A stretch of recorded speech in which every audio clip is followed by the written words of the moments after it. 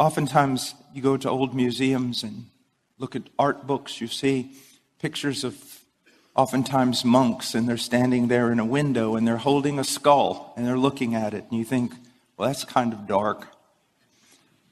It is. But you need to understand what really is going on there. It's the contemplation of mortality. He's not just looking at a skull. Do you know what he's doing? He's looking at himself. That monk knows, this will be me in a twinkling of an eye. Strong men grow old, and old men die. Yes, strong men die. Men who are genius die. Strong men grow weak and die. All men die. Have you really grasped that as a man? I don't mean just played around with it and laughed and told a joke about it. Have you sat down and really thought about this? You're going to die. And everything you lived for outside of the will of Christ is going to burn. Everything. You say, well, but I'm not a missionary and I'm not a preacher. If you're in this church, you know better than to use that language. You can be a policeman and be a policeman every moment of your life for the glory of God, and He takes it as service. You can be a doctor. You can be a ditch digger. You can work construction. So don't play that game. It doesn't matter who we are. Missionary in the Congo or construction worker out on the highway. If we know Christ and Christ knows us, there's no longer the division of secular and sacred in our life. Everything is sacred if it's offered to Him. And He takes it as service to Him. One of the most life-changing things that I experienced before I was converted. As a matter of fact, it's one of the things that led to my conversion. My father, I was many times afraid of him. He was big. He was strong. He was good. I wanted to be like him in so many ways. We're running with a roll of wire, putting up a fence for the horses. Put a pole between the wire, one man on one side, one on the other, and you roll it out. And all of a sudden, when we were talking about upcoming basketball season and all kinds of things. And all of a sudden, I looked down, and then I heard him scream. I felt the wire drop. I grabbed him. We fell to the ground. He was dead. I realized at that moment, it didn't matter if I was like my father, who I never thought I would be like. It doesn't matter. He's dead.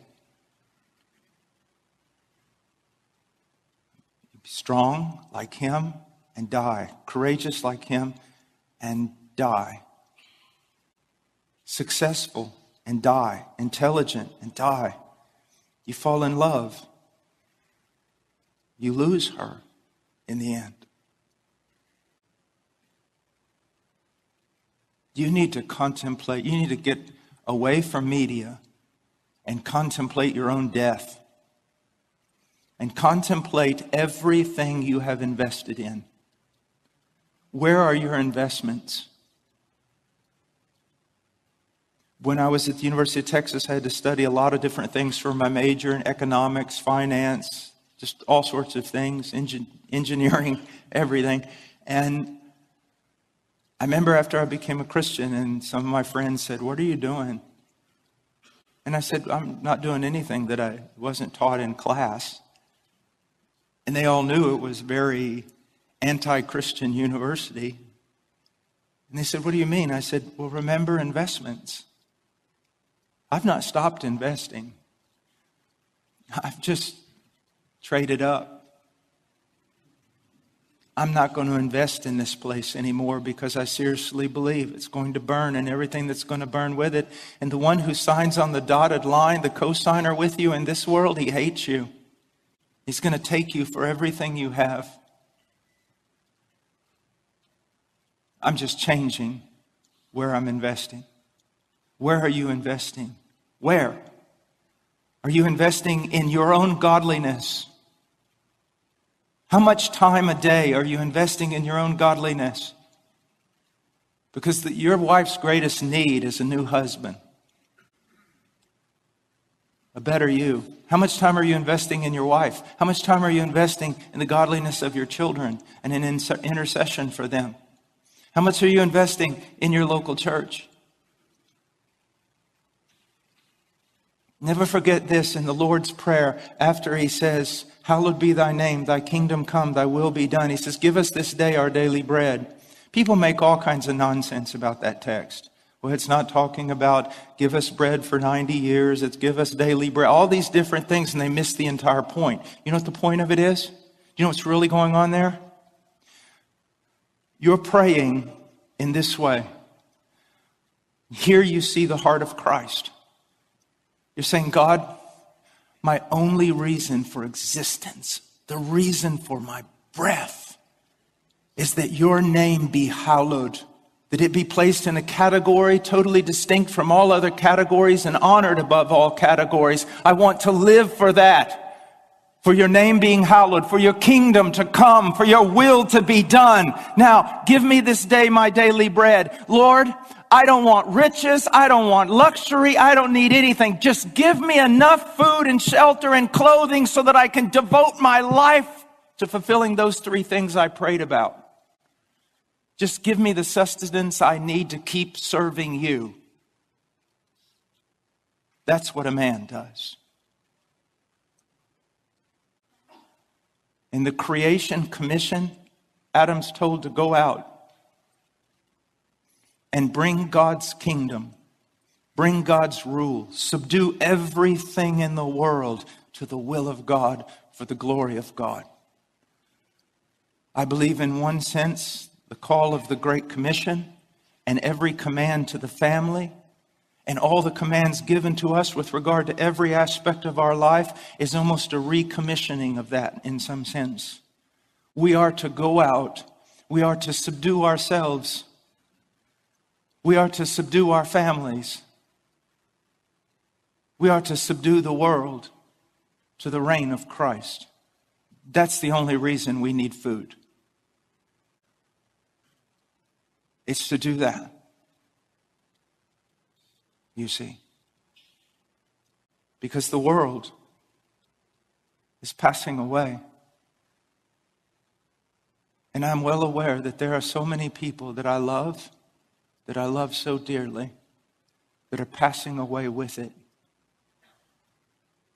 They're passing away. Depart from me. I never knew you. You see, this is not your home. This is a place that you've been thrown down into to do battle.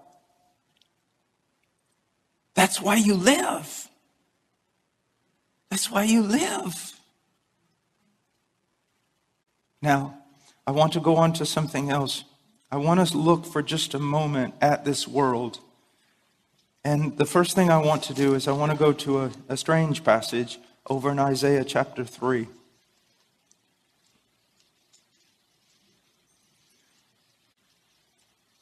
God is bringing judgment upon a people in this passage. God is bringing judgment upon a people. And he says in verse 1, Isaiah chapter 3, verse 1, for behold, the Lord God of hosts is going to remove from Jerusalem and Judah both supply and support, the whole supply of bread and the whole supply of water. So he's going to remove this. But what else is he going to remove? The mighty man and the warrior, the judge and the prophet, the diviner and the elder, the captain of 50, and the honorable man, the counselor and the expert artisan and the skillful enchanter. One of the greatest acts of God's judgment upon a people is when he removes the the noble men from leadership. When he removes the entire population of noble men, and there's nothing left but ignoble, weak men. Now, who would dispute with me today and say this passage has no application to the United States of America? I travel around the world. I see men, strong, angry, and many of them mad at us. I come home. I see silly older men playing with toys. I see little boys playing with video games. And I see most people no longer even knowing what bathroom they should go in. We are under the judgment of God.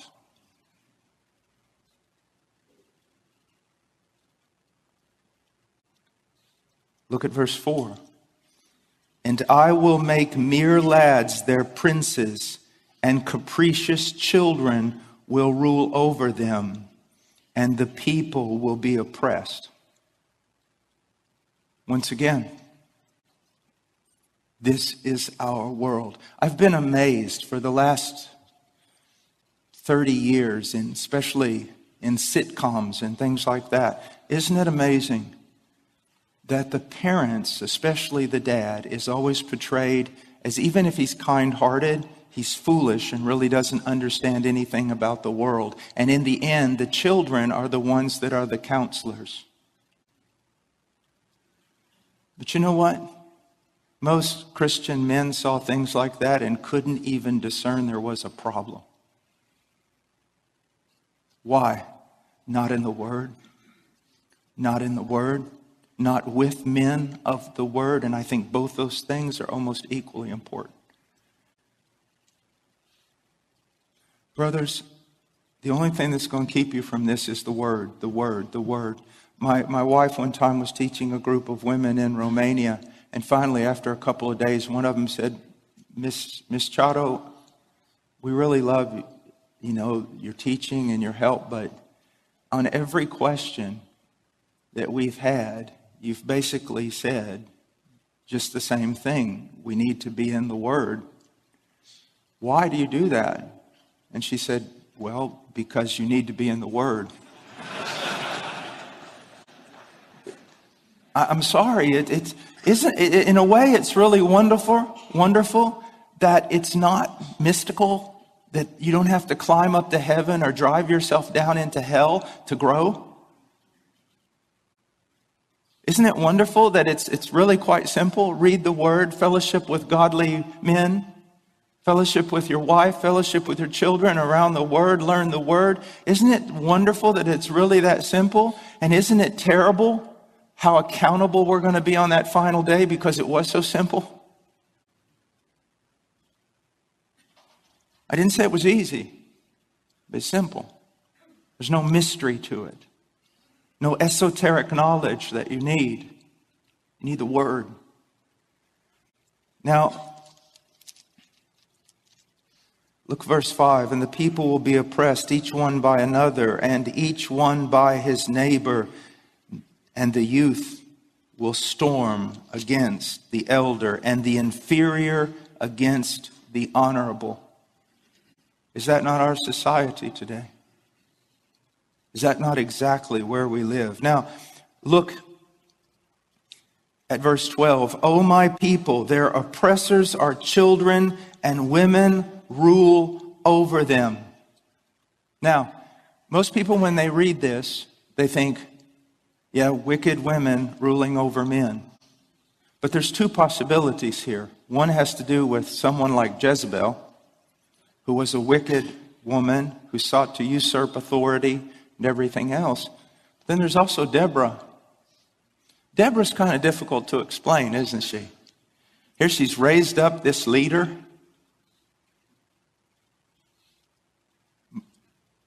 Trying to put everything together in the scriptures, it's my opinion that that Deborah was raised up as a rebuke to men.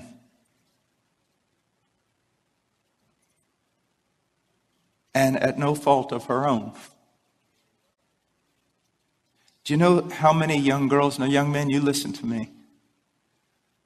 I travel all over, even here, even in my own church. How many young girls between the ages of 25 and 35, godly, smart, intelligent, strong, capable, and they say, are we going to be single all our life? Our only option is to be single all our life, or to entrust our lives to boys our age who, when they get a little bit of extra money, buy cool tennis shoes or another video game. What are we supposed to do? Brothers,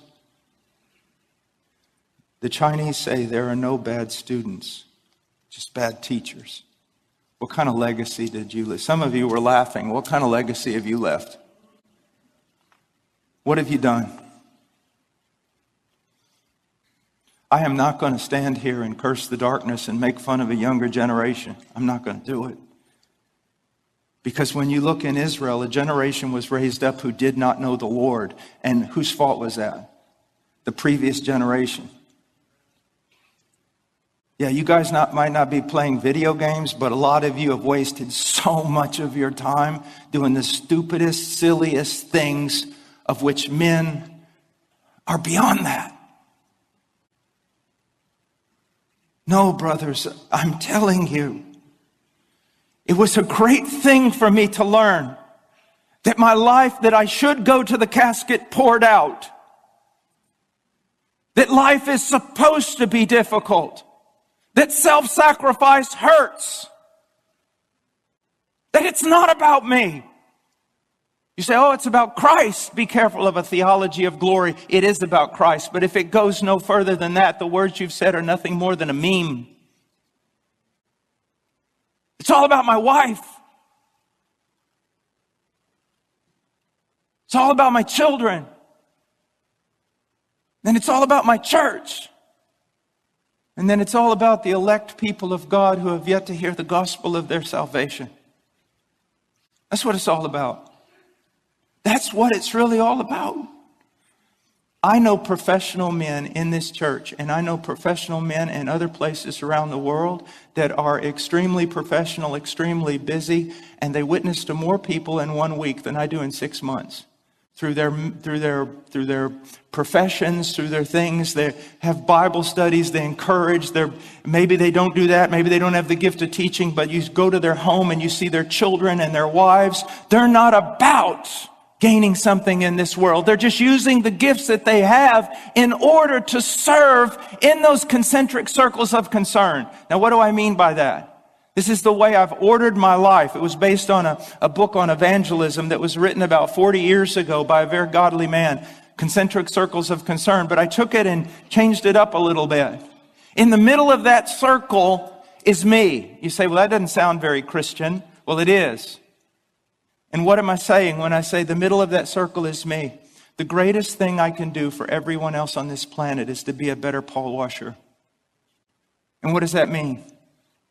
To seek to be more conformed to the image of Christ. If I do not start with me in the Word and renewing my mind, nothing else works. Nothing else works. So first of all, as men, what do we do to combat this? What do we do?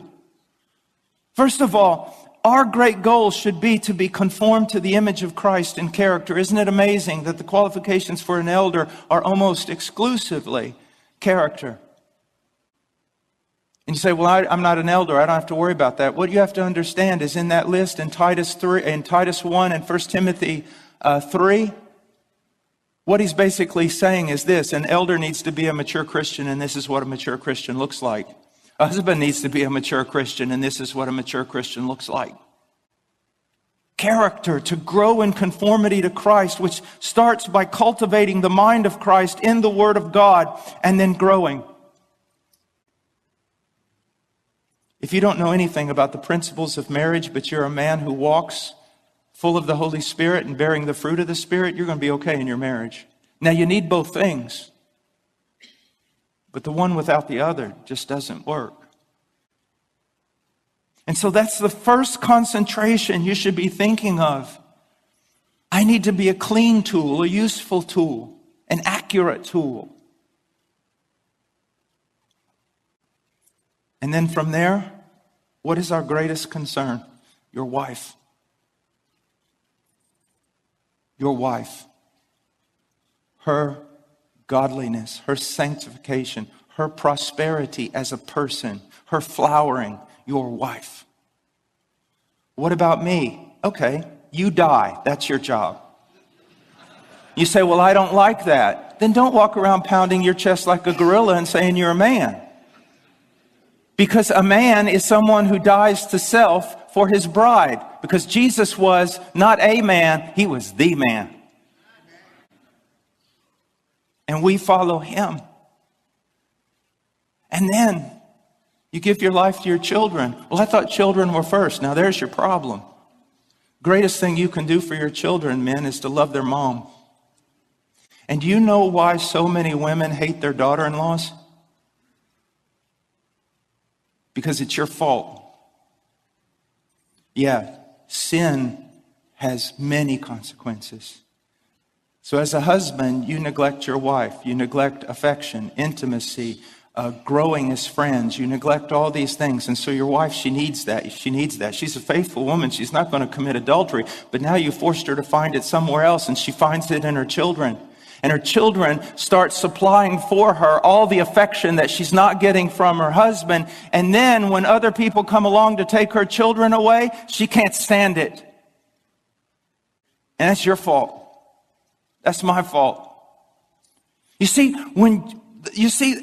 obedience and God's commands. I can remember looking at a certain thing in Hebrews 10, taking Hebrews 10 and then seeing how it seemed like the entire Bible was interwoven